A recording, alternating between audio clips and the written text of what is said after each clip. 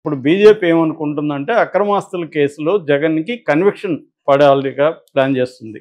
Conviction చేయాలంటే దాంట్లో A2గా ఉన్న విజయసాయిరెడ్డిని తాము అప్రూవర్గా మార్చుకోవాలి. ఎందుకంటే ఈడీ కేసులు అన్నిట్లో మనం ఢిల్లీ లిక్కర్ స్కామ్లో కూడా చూసాం. వాళ్ళ దగ్గర ప్రత్యక్ష సాక్షులు లేనప్పుడు ఏం చేస్తారంటే ఈడీ దాంట్లో ఉన్న వాళ్ళని అప్రూవర్గా మార్చుకొని వాళ్ళు చెప్పారని చెప్పి వీళ్ళని అరెస్ట్ చేస్తూ ఉంటారు. అది మోడస్ ఆపరెండి ఆఫ్ ఈడీ అనమాట. అలాగే దీంట్లో కూడా విజయసాయిరెడ్డిని కానీ అప్రూవర్గా మార్చుకొని చేస్తే జగన్కి కన్విక్షన్ పడే అవకాశం ఉంది. ఈ 5 ఏళ్ల లోపల జగన్కి కానీ కన్విక్షన్ పడితే జగన్ అనేవాడు ఇంకా రాజకీయ పటం మీద ఇప్పుడిప్పుడు కనబడ్డా. ఇంకా జగన్ జైలుకి వెళ్తే వైసీపీ అనేది మటాష్ గ్యారంటీగా. ఎందుకంటే గతంలో విజయమ్మ షర్మిల ఉన్నారు కాబట్టి పార్టీని బతికించారు. ఇవాళ ఎవరున్నారు వైసీపీలో? జగన్ లేకపోతే వైసీపీ అనేది లేదు. వైసీపీ ఉందంటే జగన్ వల్లనే వైసీపీ ఉంది. జగన్ లేకపోతే వైసీపీని నడిపేవాళ్ళు ఎవరు లేరు. సో ఆ కాంటెక్స్లో ఈయన అప్రూవర్గా మారిపోతే సో ఈజీగా జగన్ని కన్విక్షన్కి పంపించవచ్చు అనేది బీజేపీ తెలుగుదేశం కలిసి ప్లాన్ చేస్తున్నాయి. అందుకని ఆయన మారే అవకాశం ఉంది. ఇటు కానీ మారితే మాత్రం ఆయనకి భారతి వైపు నుంచి థ్రెట్ ఉంది. ఎందుకంటే దీంట్లో అంతా కింగ్ పిన్ బదులు క్వీన్ పిన్ అనొచ్చు. సో ఆమె మొత్తం ఉంటుంది. గతంలో వైఎస్ వివేకానంద రెడ్డి హత్య కేసులో కూడా భారతిరెడ్డి పేరు ప్రధానంగా వినిపించింది. సో యాక్చువల్గా భారతిరెడ్డి అడుగుపెట్టిన తర్వాతే జగన్ ఇటు షర్మిలాని విజయమ్మను కూడా దూరం పెట్టాడన్న ఒక థియరీ కూడా ఉంది. మొత్తం జగన్ భారతిరెడ్డి కంట్రోల్లోనే ఉన్నాడు అనేది బయట వినిపిస్తున్న అంశం. అందువల్ల విజయసాయిరెడ్డికి థ్రెట్ ఉంది అనేది. కాకపోతే ఇప్పుడు నాలాంటి వాళ్ళకి వచ్చే డౌట్ ఏముంది, రిజైన్ చేస్తే థ్రెట్ పోతుందా? రిజైన్ చేసాడు, థ్రెట్ పోదు కదా. కాకపోతే అందుకనే ఇప్పుడు విజయసాయిరెడ్డి రిజైన్ చేసి నెక్స్ట్ కోర్స్ ఏంటంటే బీజేపీలోకి జాయిన్ అవుతున్నాడు. సో బీజేపీలోకి జాయిన్ అవ్వడం వల్ల విజయసాయిరెడ్డి ఇటు భారతిరెడ్డి నుంచి తప్పించు. ఎందుకంటే బీజేపీలో జాయిన్ అయినాక భారతిరెడ్డి కూడా ఆయన జోలికి వెళ్ళడం కష్టమవుతుంది. ఎందుకంటే అప్పుడు బీజేపీ ఆయన వెనక ఉంటుంది కాబట్టి. ఒకటి. రెండోది, ఆయనకు ఆల్రెడీ కేసులు ఉన్నాయి. ఒకటి అక్రమాస్తుల కేసులో ఆయన A2గా ఉన్నాడు. రెండవది మొన్న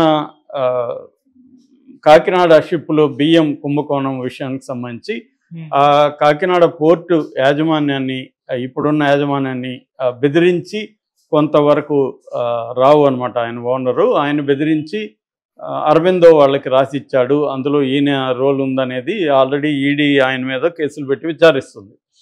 ఈడీ మొన్న కూడా విచారణకు హాజరయ్యాడు ఆయన. సో ఇవన్నీ తప్పించుకోవాలంటే ఆయన బీజేపీలో జాయిన్ అవ్వాలి, వైసీపీలో ఉండకుండా. సో ఇది ప్రధానంగా ఏంటంటే ఆయన తనని తాను సేవ్ చేసుకోవడానికి వైసీపీని వదిలేశాడు. వైసీపీని వదిలేయడానికి ఒక కారణమేమో భారతిరెడ్డి నుంచి థ్రెట్ ఉంది, రెండో కారణమేమో ఈడీ కేసులు తనకు కూడా చుట్టుకునే అవకాశం ఉంది అనేది ఇవాళ వాదన. ఇవి ఎంతవరకు కరెక్టా కాదా అనేది ఎవడు చెప్పలేడు. ఆయన భవిష్యత్తు కోర్సు చూస్తే కానీ మనకు క్లారిటీ రాదు. బట్ తెలుగుదేశం వాళ్ళు ఈ వాదాన్ని గట్టిగా ప్రచారం చేస్తున్నాయి. అయితే తెలుగుదేశం నుంచి అఫిషియల్గా స్టేట్మెంట్లు వచ్చాయి ఆల్రెడీ. వాళ్ళు ఏం చెప్తున్నారంటే ఈయన రిజైన్ చేసినంత మాత్రాన ఈయన్ని వదిలిపెట్టం, మేము ఈయన మీద కేసులు అలాగే ఉంటాయి, ఈయన్ని వదిలిపెట్టమని. కానీ బీజేపీలోకి ఆయన చేరితే తెలుగుదేశం కూడా ఏమీ చేయలేదు. సో ఆయన బీజేపీలో చేరతాడని గతంలో కూడా వచ్చాయి మనకి. సో ఆయన ఒక్కడే కాదు, రాజ్యసభ సభ్యులు అందరూ కూడా ఒక్క అవినాష్ రెడ్డి తప్ప మిగతా అందరూ కూడా బీజేపీలోకి వెళ్ళిపోతారని ఎప్పటి నుంచో పుకారు ఉంది. ఆల్రెడీ బయటకు వచ్చారు, మనం ముగ్గురు బయటకు చూసాం మనం. సో మిగతా వాళ్ళు కూడా బీజేపీలోకి వెళ్ళిపోతారనేది ఒక టాక్ నడుస్తుంది.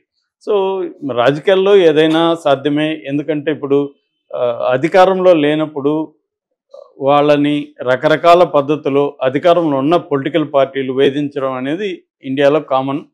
సో జగన్ని కూడా కంప్లీట్గా రాజకీయంగా తొక్కేయాలనేది ఇటు తెలుగుదేశానికి ఎప్పటి నుంచో ఉంది, ఈవెన్ పవన్ కళ్యాణ్కి కూడా ఉంది. ఎందుకంటే జగన్ లేకపోతే ఆ ప్లేస్లోకి పవన్ కళ్యాణ్ రావచ్చు, దాని వెనుక బీజేపీ ఉంటుంది. ఎలాగో బీజేపీకి ఏంటంటే ఏ పార్టీ మీద ప్రేమ ద్వేషం ఉండదు. ఏ పార్టీ బలహీనంగా ఉంటే ఆ పార్టీని తొక్కేసి అందులోకి తాము రావాలనేది బీజేపీ పాలసీ. అది చాలాసార్లు మనకి విష్ణువర్ధన్ రెడ్డి లాంటి వాళ్ళు, సివిఎల్ వాళ్ళు వీళ్ళు చెప్పారు కూడా గతంలో కూడా. తెలుగుదేశం వైసీపీలో ఏది వీక్గా ఉంటే ఆ ప్లేస్లోకి మేము వస్తామని వాళ్ళు చెప్పారు. పొలిటికల్ పార్టీలకి ఏ పొలిటికల్ పార్టీకైనా తాము అధికారంలోకి రావాలని ఉంటుంది, తాము బలపడాలని ఉంటుంది. అందులో ఏ పార్టీ బలహీనంగా ఉంటే ఆ పార్టీని తొక్కేసి వద్దామనేది. ఇక్కడ కూడా బీఆర్ఎస్ ప్లేస్లోకి బీఆర్ఎస్ని ఆక్యుపై చేసుకుని బీజేపీ బలపడాలని ఇక్కడ ట్రై చేస్తుంది. సో తమిళనాడులో ఫర్ ఎగ్జాంపుల్ తమిళనాడులో ఏఐడిఎంకే ప్లేస్లోకి బీజేపీ రావాలనేది బీజేపీకి ఉన్న ప్లాన్. అందుకని ఏఐడిఎంకేని బలహీనపరిచే కార్యక్రమం ఎప్పటి నుంచో చేస్తుంది.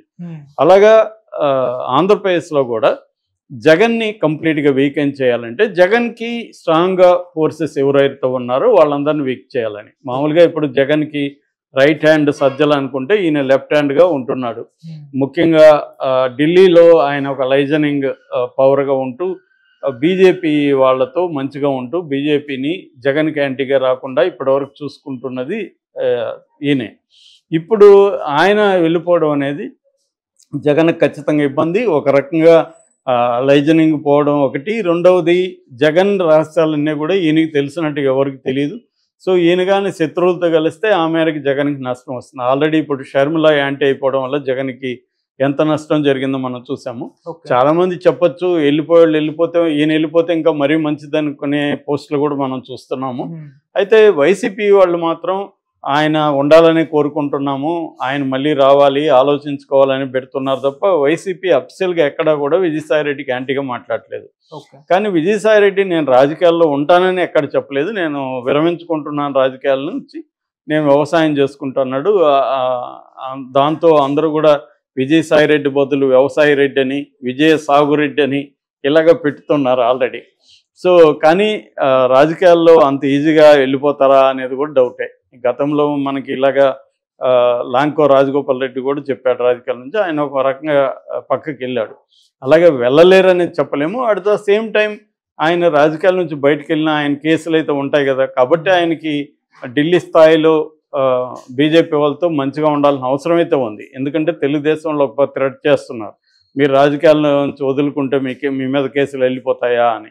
కాబట్టి ఆయన ఖచ్చితంగా బీజేపీ వాళ్ళకి అనుకూలంగా ఉంటాడు. రాజకీయాల్లో ఉన్నా లేకపోయినా బీజేపీకి జగన్కి యాంటీగా బీజేపీకి హెల్ప్ చేసేదానికి కానీ కూటమికి హెల్ప్ చేసేదానికి కానీ ఆయన ట్రై చేయొచ్చు. ఎందుకంటే ఒక్కసారిగా ఆయన రాజకీయాల నుంచి విరమించుకున్నాక జగన్ పట్ల ఆయనకేమి లాయల్టీ ఉండాల్సిన అవసరం లేదు, ఉండదు కూడా.